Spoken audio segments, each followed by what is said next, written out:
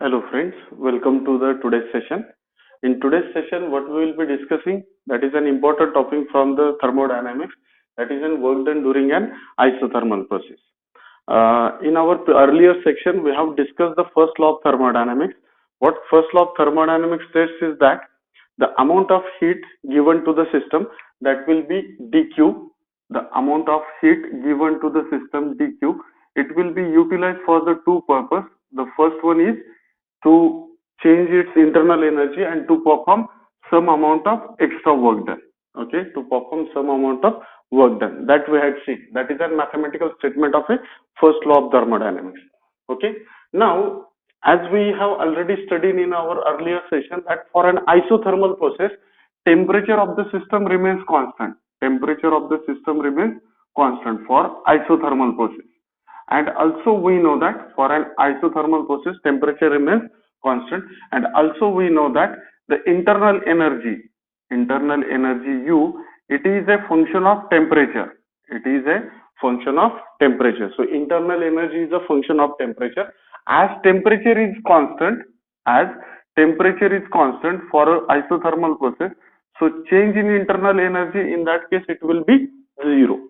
Okay, so change in internal energy for an isothermal process it is zero. So if I substitute these values in this expression, what we will get, du is equal to value of du is zero. So dq is equal to, we will get dw. Means whatever amount of heat is given to the system in case of an isothermal process, total heat will be converted into dw. So we are getting dq is equal to dw. That is the significance of the first law of thermodynamics for the isothermal process.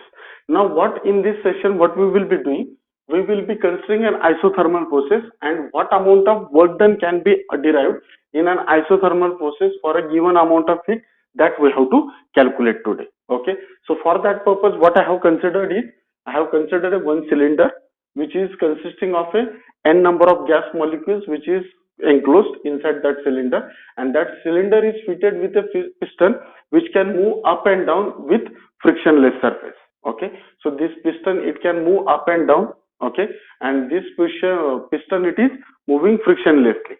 Okay, so we have to consider this diagram, and what we will be doing, we will be saying that this process which you are considering for the work done, it is an isothermal process. So while performing this one, the total temperature of the system or gas it is constant. So first of all what we will do, we will just write down the description of the figure, then we will start out the deriving the necessary information or derivation. Okay, so let us consider a 1 mole of n mole of gas. Consider a n mole of consider a n mole of gas enclosed n mole of gas enclosed in a cylinder, enclosed in a cylinder.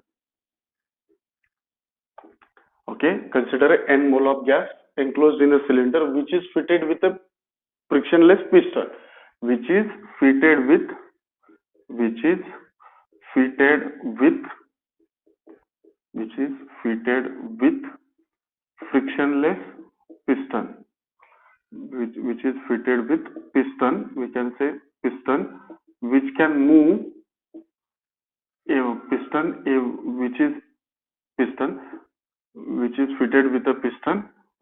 The piston is the piston can move the piston can move up and down, can move up and down, piston can move up and down. Okay, frictionlessly.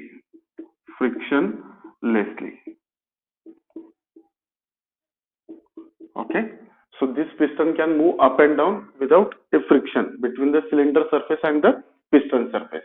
Okay, now what we will consider, let us say V1 is the initial volume of this gas.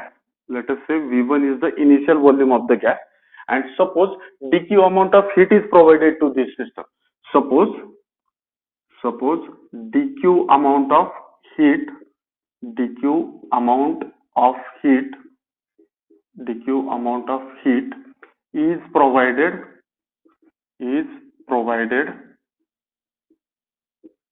to the system, to the gas, to the gas. So what we have learned from the first law of thermodynamics, the amount of heat given to the system, it will be converted into the some part of it is given to the increase the internal energy and to perform the some external work done. But as it is an isothermal process, isothermal process, for isothermal process, isothermal process, change in internal energy, it will be 0, or change in internal energy du is equal to 0. So what we will get, whatever amount of heat is provided, it will be converted into dW. Okay, since dq is equal to du plus dW, that is the statement we have derived from the we have obtained from the first law of thermodynamics. So dq is equal to dW. Now what is dW? Okay, let us consider dW. What is work done? That is nothing but the force into displacement. Work is nothing but the force into displacement. Now consider, well, let us say initially V1 was the initial volume of the gas. Now when we are providing the heat to this system, so what will happen? This gas will expand. This gas will expand, and this piston, instead of this position, it will move on this upward direction. Okay, let us say this is the final position of the piston when it has moved from this point to this point. Let us say it has changed this position from this point to this point. Okay. Now, if I am saying that, let us say V2 is the final volume of this gas. Let us say V2 is the final volume of the gas. Means on, I have shown this on the pressure volume curve over here. So initially when we are at this point, so it is a point, it is having a volume V1. When we are going to the final state, let us say its volume is V2. So in increasing the, or in the expansion, we have to calculate the work done. Here in this case, what I'll assume that, let us say capital A is the area, capital A is the area of this piston. Okay, capital A is the surface area of this piston, and let us say when this gas is expanding, it is moving with a certain distance. It is moving with a certain distance. For the sake of calculation, I'll consider that system, it is moving from point A to B. Let us say within that time it is moving with a certain distance dx. It is moving from this point to some intermediate point. Let us say dx is the displacement. Okay, so on this one I can write displacement is dx. But I know pressure is equal to what? Pressure, we know pressure is equal to force upon area. So from this one, if I try to calculate the formula for the force, that will be, if I transfer this area from this side to this side, it will be pressure into area. So in this one I can write pressure into area into displacement, pressure into area into displacement. But area into displacement, area into displacement, in this case it is a, let us say it is a some height. So area into height, that will be the volume. It will be, let us say dV, it is the change in volume. It is change in volume. Let us say this change in volume, it will be dV. Okay, so change in volume, it is, let us say dV. So from this one I can write dW is equal to P into A into dx, it will be dV. So my work done in this case, it will be P into dV. So this I have considered for an infinitesimal point from A to B. Now in this case, what I'll do, instead of going from A to B, I'll go from capital A to capital B. So in the entire process, when my volume is changing from V1 to V2, so that is the total work done. I can calculate the total work done.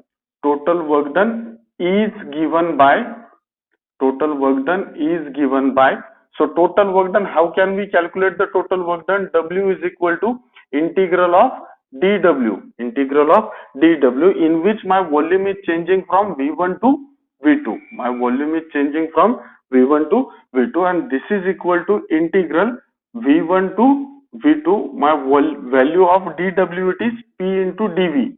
My value of dW, it is P into dV. Now in this expression, if I use from ideal gas equation as an isothermal process, I have considered n mole of an ideal gas enclosed in this cylinder. From ideal gas equation or general gas equation, from we can write from ideal gas equation, what is PV is equal to? PV is equal to nRT. PV is equal to nRT. It is an ideal gas equation. From this one, if I try to calculate the value of P, so value of P, it will be nRT upon V. nRT upon V. So in this one, if I substitute in this value, so I'll get W is equal to integral from V1 to V2, value of P, that will be nRT upon V. nRT upon V, so into dV, this dV as it is. Now in this case my integral is with respect to V, so rest of the terms I can take constant, because n number of gas molecules, number of moles of a gas molecules, that will be constant. R is a molar gas constant which will be constant, and being an isothermal process, temperature is also constant. So I can take n outside, R outside, T outside. So simply I'll get dV upon V, and my volume is changing from V1 to V2. My volume is changing from V1 to V2.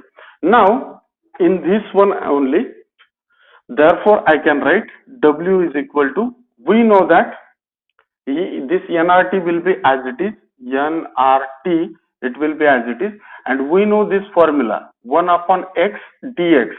1 upon dx, it is there, its integral will be log of x. It will be log of x, or it is base with respect to base e. So you can write it as a natural logarithm. So in this case it will be ln of v. It will be ln of v, and the limits of integration, these are going from V1 to V2. It is going from V1 to V2. So first of all we have to substitute the upper limit and then lower limit. Therefore W is equal to nRT in bracket ln of upper limit, that will be V2, minus ln of lower limit, which is V1. And we know the law, if there is a subtraction of the two logarithmic terms, then you can combine this and you can take a division of these two. So it will be nRT ln of V2 by V1. nRT V2 by V1. So this will be our term. Now remember, while doing the calculation of the problems, you have to remember that this log is in terms of natural, is base is exponential number. So while using a calculator or using a log table, you have to convert this natural logarithm into to the base 10. So if you want to write that expression, in that case there will be a conversion factor will be there, which will come out to be 2.303 nRT log of V2 upon V1 to the base 10 to the base 10. So that is by the definition of log. When we have to convert a one base into the another base, you have to just multiply by the that numbers log with respect to new base. So you have to use this value, it is log of E with respect to 10. Okay, value of E is around 2.7. Okay, so this is a final expression for the work done during an isothermal process. Okay, so you have to remember this formula, work done during an isothermal process, it is 2.303 nRT log V2 by V1. I hope you have understood this. In the coming session, we will be discussing the work done during an similar kind of process, that is an adiabatic process. Okay, thank you. We'll stop here for the today's session. Thank you.